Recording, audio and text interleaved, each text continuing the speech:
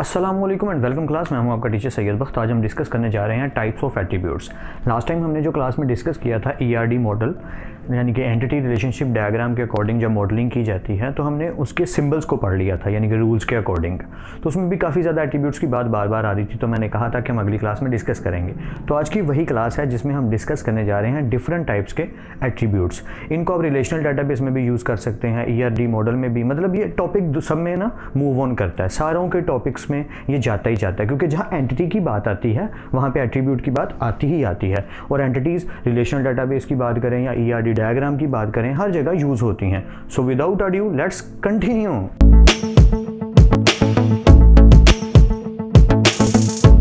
Welcome back class. तो जैसा कि हमने लास्ट क्लास में डिस्कस किया था उसी के अकॉर्डिंग कंटिन्यू करते हुए हमने कुछ टाइप्स लिख ली हैं।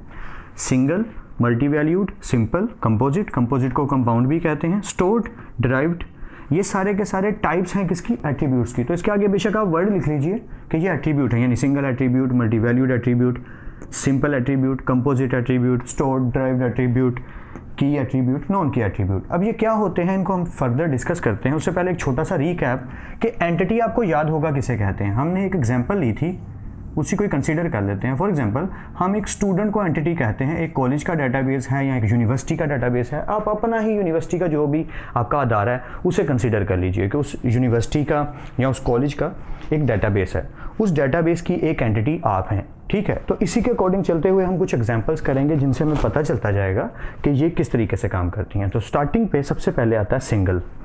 सिंगल एट्रीब्यूट क्या होता है? ऐसा एट्रीब्यूट जो सिर्फ एक वैल्यू कंटेन करता है, मतलब वो वैल्यू फिक्स होगी, यानी कि वो एक ही वैल्यू होगी, वो चेंज भी नहीं हो सकती और वो वैल्यू कुछ और भी नहीं है। अब इसकी एग्जांपल कैसे? तो जैसे आपका आईडी कार्ड नंबर, आपका जो आईडी कार्ड नंबर है, अगर किसी का आईडी कार्ड नहीं बना हुआ तो उसका रोल नंबर, उसका registration number, what I mean के फॉर एग्जांपल अगर आप किसी कॉलेज में या किसी यूनिवर्सिटी में एडमिशन लेते हैं तो मैं यहाँ लिख देता हूँ रजिस्ट्रेशन नंबर।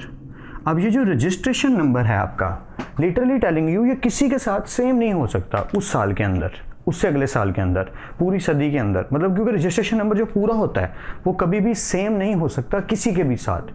या रोल नंबर सेम किस तरीके से हम समझ लेते हैं कि हमारा जो रजिस्ट्रेशन नंबर होता है उसके लास्ट पे हमारा रोल नंबर आता है, तो हम उसको कॉपी करके कहते हैं कि यार ये मेरा जो रोल नंबर है ये किसी और का भी हो सकता है, किसी और इंस्टीट्यूशन में तो सेम हो सकता है या, बट रजिस्ट्रेशन नंबर जब आप पूरा लिखेंगे वो बिल्कुल सेम किसी के साथ नहीं हो सकता। इसी तरह अगर आप अपने बैंक अकाउंट नंबर की बात करें तो बैंक अकाउंट नंबर जो है वो पूरे का पूरा एक यूनिक वैल्यू रखता है, वो कभी भी किसी के साथ सेम नहीं हो सकता। जब मैं पूरे बैंक अकाउंट नंबर की बात करूं, ब्रांचेस टू ब्रांचेस, अगर आप सिर्फ अपने अकाउंट नंबर की बात करें जो लास्ट 4 to 5 डिजिट आप यूज़ करते हैं, मे भी वो सेम निकल आए, बट जब पूरा रजिस्ट्रेशन नंबर आप लिखेंगे तो वो पूरे का पूरा पूरे वर्ल्ड में किसी के साथ कॉमन नहीं निकलेगा।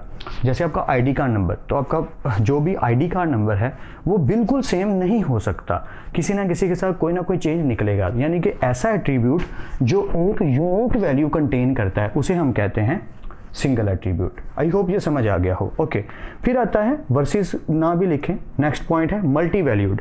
अब मल्टी वैल्यूड वो जो एक से ज़्यादा एट्रीब्यूट कंटेन करता है, मतलब एक ही एंटिटी के अंदर एक से ज़्यादा। फॉर एग्जांपल एक स्टूडेंट है तो वो 2 जगह रहता है, मतलब वो घर पे भी रहता है और हॉस्टल में भी रहता है, तो उसके एड्रेस कितने हो गए? 2। तो 2 एड्रेसेस जो हैं उसके एक्चुअल में, वो उसके एड्रेस जो हैं वो कहलाएगा multi attribute, multi valued. I hope ये समझ आ रहा है मैं क्या बोल रहा हूँ कि मल्टी वैल्यूड आपको सिंबल याद होगा कि हम 2 दफ़ा एलिप्स लगाते थे। या तो अगर कोई स्टूडेंट 2 जगह रहता है, हॉस्टल में भी रहता है, घर में भी रहता है, तो उसके 2 एड्रेस हो गए यूनिवर्सिटी के पास कि हॉस्टल का एड्रेस ये है और परमानेंट घर का एड्रेस ये है। तो एड्रेस वाली जो हमारी एट्रीब्यूट है एंटिटी की वो कहलाएगी मल्टी वैल्यूड। क्यों? क्योंकि वो एक से ज़्यादा वैल्यू कंटेन कर रहा है। फ़ोन नंबर भी हो सकता है कि एक से ज़्यादा नंबर रखे हुए हैं उसने, और जो चीज़ें मल्टी वैल्यू मतलब ज़्यादा जिसके अंदर एक से ज़्यादा वैल्यूज आ सकती हैं उसे हम कंसीडर करते हैं मल्टी वैल्यूड में, और जिसमें एक ही वैल्यू आती है उसे हम कंसीडर करते हैं सिंगल के अंदर। आई होप यहाँ तक क्लियर। ऑलराइट, तो अब बात करते हैं सिंपल एट्रीब्यूट की। सिंपल एट्रीब्यूट क्या एट्रीब्यूट होता है? जिसकी एक ही वैल्यू होती है, यानी एक वैल्यू है, उसको फर्दर और आगे पार्ट्स में नहीं लेके जा सकते। मतलब कोई एक वैल्यू जिसको हम आगे कहीं पार्ट्स में नहीं ले जा सकते। तो इसके लिए मैं कोशिश करता हूँ पहले ये समझा दूँ ताकि आपको फ़र्क समझ आए। ये कंपोजिट एट्रीब्यूट वो होता है जिसको हम फर्दर पार्ट्स में लेके जा सकते हैं। What I mean, for example composite के लिए मैं यूज़ करना चाहूँगा, जैसे आपका नेम है, तो जब स्टूडेंट का नेम होता है तो उसका एक पार्ट नहीं होता, काफ़ी पार्ट होते हैं। फर्स्ट नेम है, फिर सेकंड नेम है, फिर मे बी लास्ट नेम भी यूज़ होता है, फादर नेम, एक्सेट्रा एक्सेट्रा, मतलब इसके कुछ पार्ट्स हैं। तो मैं इनको फर्दर कर सकता हूँ। देख रहे हैं आप, first name, second name, last name, my name, आगे आपके फादर का नेम भी लग सकता है, मे बी उससे पहले आपकी ज़ात का, आपकी कास्ट जो आप यूज़ करते हैं सम टाइम, उसका भी नेम आ जाता है। पॉइंट इतना है कि ऐसा एट्रीब्यूट जो कि नेम एक एट्रीब्यूट है जो फर्दर पार्ट्स में किया जा सकता है, जिसके पार्ट्स किए जा सकते हैं, उस एट्रीब्यूट को हम कहते हैं कंपोजिट यानी कि कंपाउंड एट्रीब्यूट। बट जो हमारा सिंपल एट्रीब्यूट है, इसके लिए मैं एक वर्ड यूज़ करूंगा जो कि बुक में भी और अलग अलग जगहों पर थीसिस में भी यूज़ होता है, उसे हम कहते हैं फिक्स एट्रीब्यूट। फिक्स एट्रीब्यूट का मतलब यार इसको फर्दर पार्ट्स में नहीं कर सकते, मतलब कोई भी आपकी ऐसी एंटिटी की एट्रीब्यूट, यानी आपकी एंटिटी स्टूडेंट है, इसका वो एट्रीब्यूट जो फर्दर आगे पार्ट्स में नहीं जा सकता, उसे हम कहेंगे ये सिंपल एट्रीब्यूट है। इसकी एग्जांपल एज ले लीजिए। चलिए, जैसे हम एज की बात करें तो जो एज है उसको मैं फर्दर पार्ट्स में कैसे कन्वर्ट करूं? वो तो फिक्स है, मतलब वो तो एक वैल्यू है बस। तो आई होप ये क्लियर हो गया हो क्या कि सिंपल एट्रीब्यूट वो एट्रीब्यूट है जो फर्दर पार्ट्स में हम उसको पीसीज में नहीं कर सकते। कंपोजिट वो है जिसे फर्दर पार्ट्स में कर सकते हैं। कंपोजिट को कंपाउंड भी कहते हैं, इसलिए बार बार COM मेरे माइंड में आ रहा है कि कंपोजिट को कंपाउंड भी कहते हैं और इसको फर्दर पार्ट्स में कर सकते हैं, पर सिंपल एट्रीब्यूट को फर्दर पार्ट्स में नहीं कर सकते। आई होप ये पॉइंट क्लियर हो गया हो। ओके, अब आगे स्टोर और ड्राइव्ड। जब स्टोर और ड्राइव की बात आती है तो मैं आपको एक छोटी सी लॉजिक बताना चाहूँगा जिससे आपको ये बात समझ आ जाएगी। देखिए, स्टोर के लिए जो हम स्टोर एट्रीब्यूट के लिए जो सिंबल यूज़ करते हैं ना, सारे एट्रीब्यूट्स के लिए वो ये है, लेकिन ड्राइव्ड के लिए जब यूज़ करते हैं तो इसी को हम डॉटेड में यूज़ करते हैं। उसकी रीज़न क्या है? स्टोर एट्रीब्यूट का मतलब होता है ये फिक्स है, मतलब ये सेव किया गया है, ऐसा एट्रीब्यूट जो आपकी कोई ना कोई डिटेल को स्टोर कर लेता है। कोई भी डिटेल, जैसे आपकी डेट ऑफ बर्थ, जैसे कोई और चीज़ पकड़ लीजिए, फॉर एग्जांपल आपका जैसे नेम भी है, आपकी एज भी है, तो ये सारे क्या कर रहे हैं? वैल्यू स्टोर कर रहे हैं। तो इन सबको हम स्टोर्ड एट्रीब्यूट में कंसीडर कर सकते हैं। मतलब कोई भी एट्रीब्यूट जो वैल्यू स्टोर करता है, जो वैल्यू को फिक्स रखता है, उसे हम कहेंगे ये हमारा स्टोर एट्रीब्यूट है। बट जब बात आती है ड्राइव एट्रीब्यूट, यानी ऐसा एट्रीब्यूट जिससे हम ड्राइव करके कोई वैल्यू निकाल सकें। एग्जाम्पल ले लेते हैं, जैसे आप कहते हैं मेरा सेशन स्टार्ट हो रहा है 2020 में, तो अगर आप ADP कर रहे हैं तो मुझे पता है कि ये एंड कब होगा? 2022 में, 2022 में होगा ना। या मैक्सिमम अगर किसी की सप्लीज आ जाती हैं या खुदा ना करे या किसी का कोई प्रॉब्लम आ जाता है तो 2023 तक चला जाएगा। तो मैं ड्राइव कर पा रहा हूँ वैल्यू, खुद से गैस कर पा रहा हूँ कि आई थिंक ये वाली वैल्यू बन जाएगी। या अगर कोई आपसे ये आके कह देता है फॉर एग्जाम्पल, यार मेरी डेट ऑफ बर्थ ये है, तो उससे लेकर आज तक उसकी एज को हम ड्राइव करके निकाल सकते हैं। यानी आपको एक ऐसी वैल्यू मिल जाए जिसे ड्राइव करके आप आंसर निकाल सकें कोई भी, उसे हम कहते हैं ये हमारा ड्राइव्ड एट्रीब्यूट है। तो मैं यहाँ लिख देता हूँ फॉर एग्जांपल, जैसे इसको तो सीधे ही रहने चाहिए, जैसे ये जो मैंने लिया इसमें मैं लिख देता हूँ, क्या लिखूँ? डेट ऑफ बर्थ ही लिख देते हैं। और क्या लिया जा सकता है? और एक ये भी तो लिया जा सकता है स्टडी ईयर, या स्टडी का जो ईयर है आपका स्टार्टिंग, ठीक है, हाँ स्टार्टिंग ईयर। यार अफसा यार मैंने बना दिया बस समझने के लिए कि हमारे वो एट्रीब्यूट्स जिनको ड्राइव करके हम कोई और वैल्यू निकाल सकते हैं, उनके लिए हम यूज़ करते हैं ड्राइव्ड एट्रीब्यूट। और जो फिक्स वैल्यू स्टोर कर लेते हैं, सेव कर लेते हैं, उन्हें हम कहते हैं स्टोर्ड एट्रीब्यूट। आई होप ये समझ आ रहा हो। यानी कि एज हमारा एक स्टोर्ड एट्रीब्यूट भी है, या और ड्राइव्ड क्या है? जिससे हम वैल्यू निकाल सकते हैं। अब मैं एज से फर्दर आगे क्या निकालूँ? वो तो फिक्स्ड वैल्यू है।